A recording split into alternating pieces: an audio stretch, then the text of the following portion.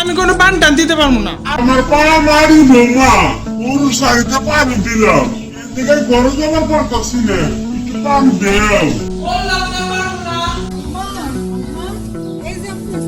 বৌমা কিন্তু তোমার কাছে পান চাই না। না চাইলে কি হবো আম্মা? আমি জানি যে প্রতিদিন এই টাইমে আপনি গরুর শাড়িতে পানি দিয়ে এসে পান দেন, এই জন্য আগে বানান শুরু করছি। আদর আসলেও করম লাগে না, যার যার মনে হিসে জায়গা নিয়ে আদর বেশি পায়া নেই। দরকার সব কিছু দেও, আমি রান্না বান্নার কাজ সব কিছু করে দিতেছি। আম্মা কিছু করতে হবে না, আমি একাই সব করতে পারবো। এতগুলো রান্না তুমি একা সারতে পারবে না। তুমি যদি আজকে পোলার বউ না হয়ে আমার মেয়ে হইতে আমি কি পারতাম এ বছরে হাত পা উঠে বয়ে থাকবে নিয়ে পারতাম না। তুমি যাও। ওই তুই কি করছস সবাই রে? তুই এই বাড়ির সবাই বশ করে নিছস না? সবাই জাদু করছস, শ্বশুর শাশুড়ি নয় বুঝলাম করছস, আমার সময়টারেও বশ করে নিছস না?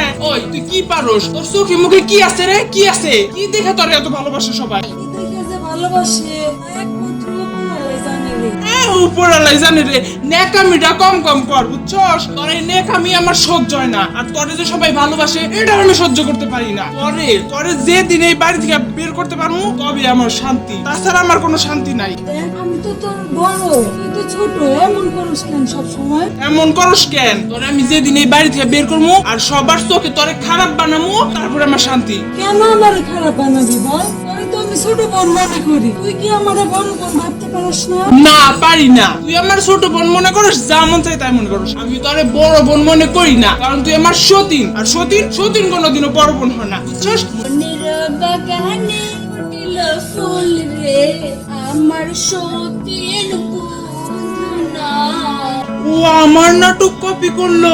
আচ্ছা ঠিক আছে, ওর জীবনের কপিটাই আমি ডিলিট করে দিই। আমার চিনে না।